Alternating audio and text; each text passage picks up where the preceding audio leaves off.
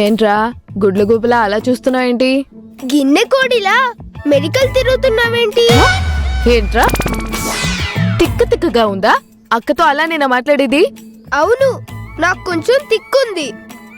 అదొచ్చినప్పుడు డైలాగులు ఇలానే వస్తాయి. నాకు తిక్క రేగితే ఏం చేస్తానో తెలుసా? ఫ్లేమ్స్ ఆడతావా? ఫ్లేమ్స్ ఏంటి? మరి ఇదేంటిదమ్మా?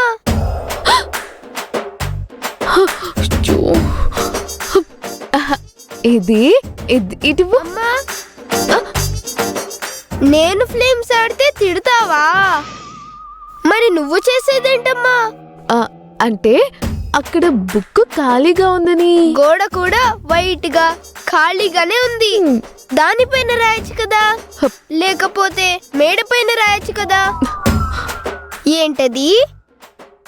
బాలు వేదానా? మీ ఇద్దరి పేరు మీద ఫ్లేమ్స్ రాస్తే ఎల్లొచ్చిందా? ఏంటి బాలునా? బాలు ఏంట్రా? బబ్లు అని రాస్తే బాలు అని ఎలా వచ్చింది? ఎలా వచ్చిందంటావు?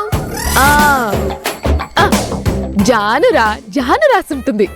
తను రాయలేదు, నేను ఇన్ఫర్మేషన్ తీసుకునే వచ్చాను. నువ్వే రాసావు. ఏంటి కథ? కదేంట్రా? అయినా నీ ఇన్వెస్టిగేషన్ ఏంటి? ఏదో సరదాగా రాశాను. అవునా? అయితే నేను కూడా సరదాగా ఇంటికెళ్ళి నాన్నకి చూపిస్తాను. అలాగే పెద్దమ్మకు కూడా చూపిస్తాను. వస్తా. రే ఆగు రే బబ్లు రే. వాళ్ళని పిలిచావంటే చంపేస్తా. నీ బెదిరింపులకి ఈ బబ్లు భయపడడు. ఒరేయ్, నీ లెంత్ కి నీ హైట్ కి ఆ డైలాగ్ మ్యాచ్ అవ్వట్లేదురా. కానీ నీ లెంగ్త్ కి బాలుబాబు లెంగ్త్ కి మ్యాచ్ అయింది కదా, అందుకే నేను చెప్తాను. రే వద్దురా ప్లీజ్ రా, ఆ పేపర్ని చింపాయిరా. అవునా? అయితే దానికి కొంచెం ఖర్చు అవుతుంది. ఒరేయ్, అక్కనే బ్లాక్ మెయిల్ చేస్తున్నావా? తమ్ముడిని కొట్టచ్చా మరి నువ్వు? ఉదయమే లేవలేదని కొడతావు, హోంవర్క్లు సరిగ్గా చేయట్లేదని కొడతావు. నా స్కూల్ బ్యాగ్ లో స్కేల్ తీసుకుని నా 2 పిర్రల్ని ఎన్నిసార్లు వాయించావో తెలుసా? పిర్రలు వాచిపోయి స్కూల్ బెంచ్ మీద కూర్చోలేక నేను ఇట్టా అని మెలికలు తిరుగుతూ ఉంటే నా పక్కనున్న అమ్మాయి ఏమైంది బబ్లు అంటే ఏం జరిగిందో చెప్పలేక నిక్కరిప్పి చూపించలేక ఎంత కుమిలిపోయానో తెలుసా అక్క నీకు? వీడు బాగా హర్ట్ అయినట్టున్నాడు. నన్నింత టార్చర్ పెడుతున్న మా అక్క ఎప్పుడైనా దొరికే అవకాశం నాకివ్వు స్వామి అని ఎన్నిసార్లు దేవుడు ముందు నేను దండం పెట్టుకున్నానో తెలుసా? నువ్వు నాకు దొరకాలని అక్క అని పుస్తకంలో రాయడం మొదలు పెడితే 200 పేజీలున్న పుస్తకాలు 4 నిండిపోయాయి అక్క. నేను రాసిన అక్క కోటి ఫలించింది. నువ్వు నాకు దొరికావు. అక్క కోటి ఏంట్రా? శ్రీరామ శ్రీరామ అని రాస్తే అది రామకోటి, అక్క అక్క అని రాస్తే అది అక్క కోటి. చాలా డెవలప్ అయిపోయారు నువ్వు. మరి ఎప్పుడు నిక్కర్లే కాదు, బర్త్డే అప్పుడు ఫెస్టివల్ ఉన్నప్పుడు ప్యాంట్లు కూడా వేసుకుంటాను, అది మర్చిపోకు. అయితే ఇప్పుడు ఏమంటావురా? అక్క, నాకు కొన్ని నీడ్స్ ఉన్నాయి. ఆ నీడ్స్ ని నువ్వు తీర్చాలి.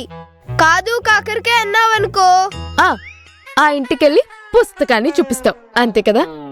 అదొక్కటే కాదు, ఈ పేపర్ ని కట్ చేసి దీన్ని కలర్ జిరాక్స్ తీయించి మన వీధి మొత్తం గోడలు కంటించేస్తాను.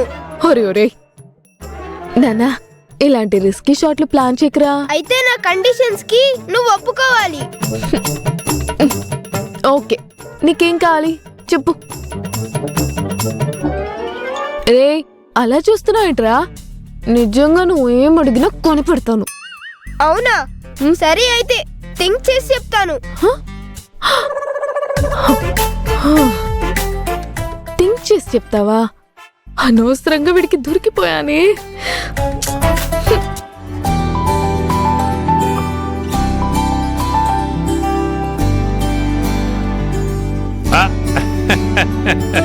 అత్తమా ఉమ్, భగవద్గీత ఉమ్, చాలా కాలం నుంచి చదువుతున్నట్టున్నావు. అవును 18 అధ్యాయాలు ఇప్పటికి 18 సార్లు చదివాను. అబ్బా మంచి సీనియర్వే. అయితే గీతా సారాంశం మొత్తాన్ని ఒక ముక్కలో చెప్పు, నీకేం అర్థమైందో తెలుస్తుంది. ఉమ్, పోనీ నన్ను చెప్పమంటావా? చెప్పు. నేను పెద్దని, ఎక్కడో పుట్టిన గద్దని, నాకు అన్నీ తెలుసని అందరి విషయాల్లో కల్పించుకుంటూ ఎవరు ఏడుపు వాళ్ళు ఏడుస్తారు, ఎవరు మానాన వాళ్ళు పోతారు అని ఓ పులుముకోకుండా జరిగేది చూస్తూ నోరు మూసుకోమని అర్థం. ఆ? ఆ, ఆ, ముసల్దానికి కరెక్ట్ గా తగిలినట్టుంది, అందుకే ముఖం మాడిపోయింది.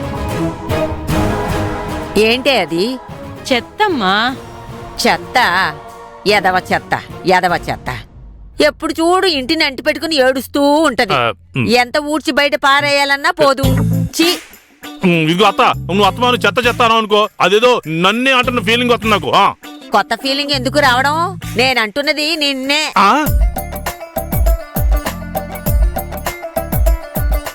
ఇదిగో నువ్వు నన్ను ఎలాగే ఇన్సల్ట్ చేసావంటే నువ్వు పోయిన తర్వాత నీ తలకొని పెట్టను. ఏంటి? నాకు తలకొరివి నువ్వెందుకు పెడతావురా? నా కొడుకున్నాడుగా. అలాగైతే నేను ఇంట్లో వెళ్ళిపోతాను, ఇంక రాను. ఆ పని చెయ్యి.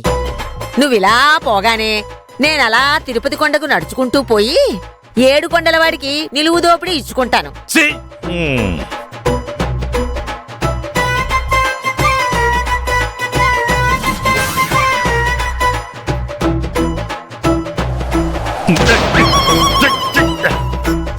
యాదవ చెత్త అస్తమా నా మీద వచ్చి పడుతుంది. చెత్త ఫైనల్ గా చెత్త కుండీలోనే పడుతుందల్లుడు.